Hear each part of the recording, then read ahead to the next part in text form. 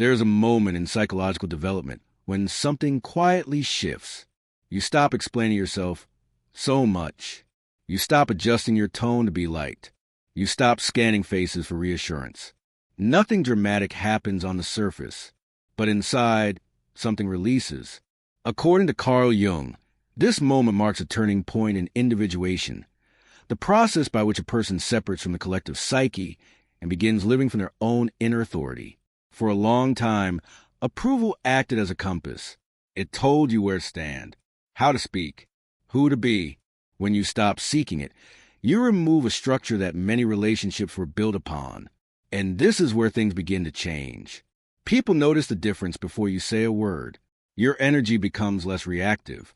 Your responses become slower, more deliberate. You no longer rush to fill silence or smooth tension. To someone who relied on your validation, this feels unsettling. They may not consciously realize what's happening, but they sense a loss of control. Approval seeking once reassured them of their place. Your attentiveness made them feel significant, safe, confirmed. When that attentiveness withdraws, not out of hostility, but out of self-containment, the dynamic shifts. Jung believed that many social bonds are unconsciously transactional.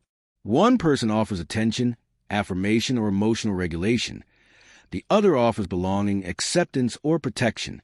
When you stop playing your role, the transaction breaks. And broken transactions often reveal their true nature. At first, people may try to pull you back into the old pattern. They may seek reassurance, increase emotional expression, subtly test whether you still care. If this fails, something colder can emerge. Distance, not because you changed into someone harsh, but because you stopped orbiting them. This is where misunderstanding begins. When people turn cold, it's tempting to assume you did something wrong. But Jung would urge you to look deeper. Coldness is often a defense.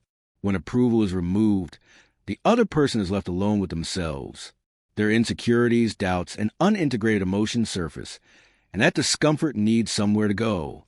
So it is externalized. They may label you distant, arrogant, or changed. They may reinterpret your calm as indifference.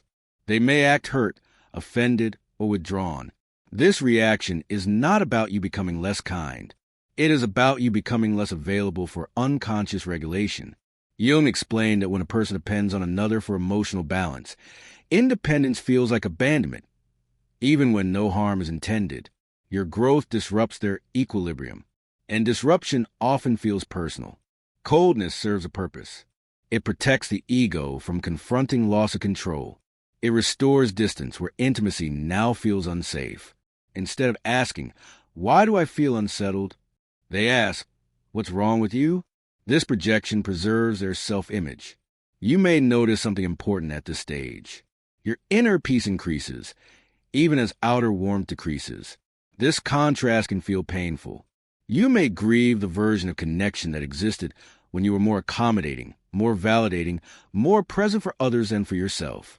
But Jung believed that grief accompanies every genuine psychological transition. The old identity must dissolve before the new one stabilizes. Approval-seeking kept you connected, but it also kept you fragmented. Letting it go costs familiarity, but it restores integrity. And integrity does not always feel warm to those who benefited from your compliance. Eventually, something settles. You no longer chase the warmth that disappeared. You no longer try to prove that you are still kind. You no longer negotiate your boundaries for comfort, not because you hardened, but because you integrated. Jung taught that true authority is not asserted. It is embodied.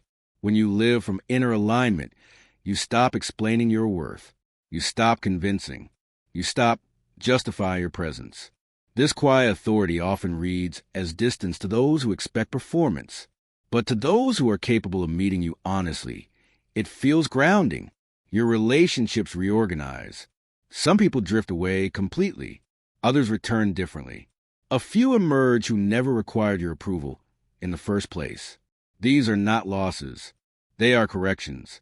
You begin to understand that warmth built on self-erasure was never sustainable. Approval that required constant effort was never safety. By stopping the pursuit of approval, you did not become cold. You became whole. And wholeness changes how others relate to you. Some cannot tolerate it. Some respect it. Some are drawn to it. But none can ignore it. Eventually, you stop trying to understand every reaction. You stop asking why some people turn cold. You stop softening yourself to restore familiarity. You stop adjusting your presence to fit unstable environments. You recognize that discomfort is not always something to fix. Sometimes it is information.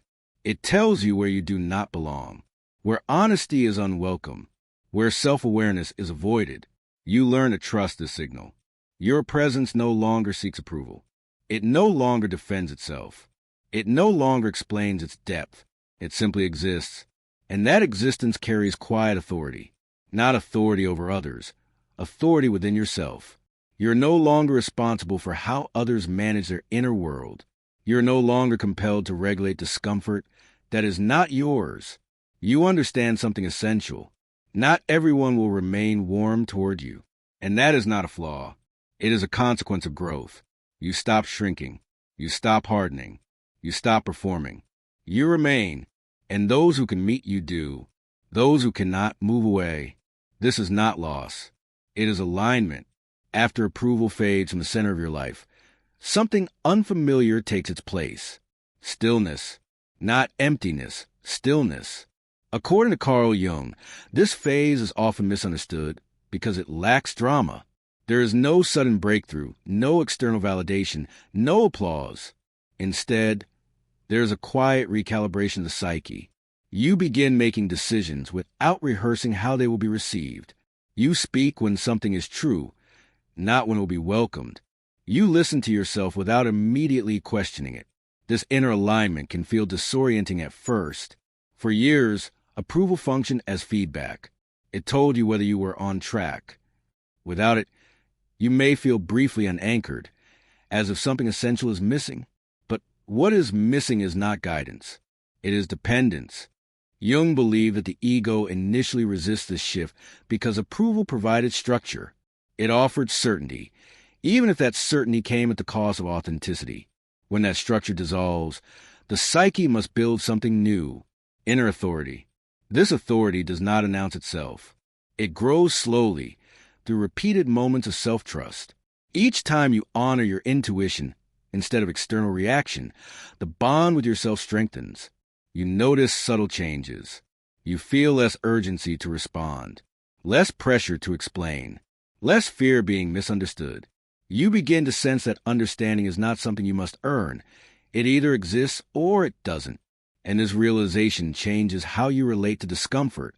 When someone reacts negatively to you now, you do not immediately internalize it. You observe it. You ask what belongs to you and what is not. Most of the time, very little belongs to you. This discernment is not detachment. It is maturity. Jung emphasized that psychological adulthood begins when a person stops outsourcing their self-definition. Approval-seeking is a childhood adaptation. Useful once, limiting later. Letting it go is not arrogance. It is evolution. Eventually, something profound settles in. You no longer feel the need to be granted space. You take it, not aggressively, not defiantly. Naturally, you move through the world without asking, "Is this okay?" unless the situation truly requires it. Your existence no longer feels conditional. This is what Jung meant when he spoke of individuation reaching maturity. You are no longer living from reaction. You are no longer shaped by who approves or disapproves. You are no longer fragmented across other people's expectations. You are whole in yourself. And wholeness has consequences. Some people feel inspired around you. Some feel neutral. Some feel uncomfortable. But none of these reactions define you. You stop mistaking coldness for truth. You stop chasing warmth that requires self-erasure. You stop negotiating your authenticity for connection. Connection that costs integrity is no longer tempting. Jung believed that the individuated person becomes a quiet disruptor, not by trying to change others, but by refusing to participate in what is false. This refusal is felt. It alters conversations. It reshapes relationships. It ends some dynamics entirely. But it also creates space for something real. People who meet you without needing you perform. People who are not threatened by your stillness. People who can sit with depth without fleeing into distraction. These connections may be fewer, but they are true, and truth no longer requires approval. You no longer seek permission to be who you are. You no longer soften your edges to be acceptable. You no longer abandon yourself to be included. You belong to yourself first. And from that place, everything else finds its proper distance. Thank you for listening.